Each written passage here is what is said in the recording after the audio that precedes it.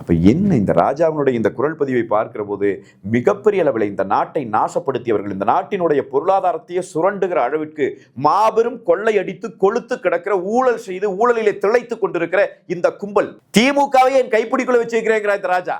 நாளைக்கு ஸ்டாலினுக்கு அறிவு ஒன்றும் கிடையாது, நான் தான் எல்லாம் பார்த்துக்குவேன், என்னால் பார்த்துக்க முடியும், என்னை வெளியே தள்ள முடியாது, என் கம்யூனிட்டி வெளியே தள்ள முடியுமா, என் மூளையை வெளியே தள்ள முடியுமா, அடுத்த ஒரு கேள்வி கேட்கிறா, என்னுடைய செல்வாக்கை வெளியே தள்ள முடியுமா, இன்னும் நிறைய வச்சிருக்கேங்கிறா. என்ன வச்சிருக்கிற? பிளாக்மெயில் பண்ணித்தாயா அரசியலே நடத்திட்டு இருக்கிறீங்க. திமுகங்கிற கட்சியே பிளாக்மெயில பிறந்த கட்சி, பிளாக்மெயிலே வளர்ந்துட்டு இருக்கிற கட்சி அந்த கட்சி. ஒவ்வொருத்தரையும் பிளாக்மெயில் பண்ணி, இந்த ராஜா போன்றவர்கள் எல்லாம் இந்த முதலமைச்சரையே பிளாக்மெயில் பண்ணிட்டு இருக்கிறாங்கிறதுக்கு எவிடன்ஸ் இப்ப வந்திருக்கு. எவ்வளவு கேவலமான ஒரு பிறவியாக இவங்க இருந்து அரசியல் பண்ணிட்டு இருக்காங்க பாருங்க.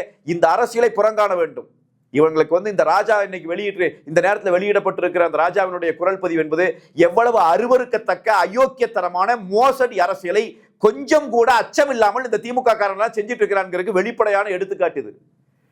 இதை மக்கள் மத்தியில் இதை நாம் கொண்டு போய் சேர்க்க வேண்டிய கடமை இருக்கிறது. நாம் இன்றைக்கு எடுத்து பேசுகிறோம். இந்த ராஜா இதன் அடிப்படையிலேயே கைது செய்யப்படணும்.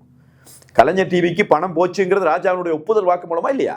அப்படின்னா திமுக காரன் திருடுறதுக்கு எங்க மக்களை எத்தனை பேத்த நீ சுரண்டி உறிஞ்சி கொளுத்திருக்கிற.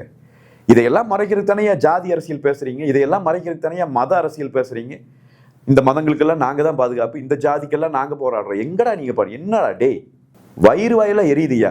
இப்படிப்பட்ட ஒரு ஊழல் சாம்ராஜ்யத்தை கட்டியமைத்துக் கொண்டிருக்கிற இந்த ஸ்டாலினும், இந்த உதயநிதியும், இந்த கனிமொழியும், அது கூட இந்த ராஜாவும், இதுகெல்லாம் சேர்ந்து எவ்வளவு ஒரு கேடுகட்ட அரசியலை தமிழ்நாட்டிலே விதைக்கிறார்கள் என்பதை தமிழ்நாட்டு மக்கள் சிந்தித்து பார்க்க வேண்டும்.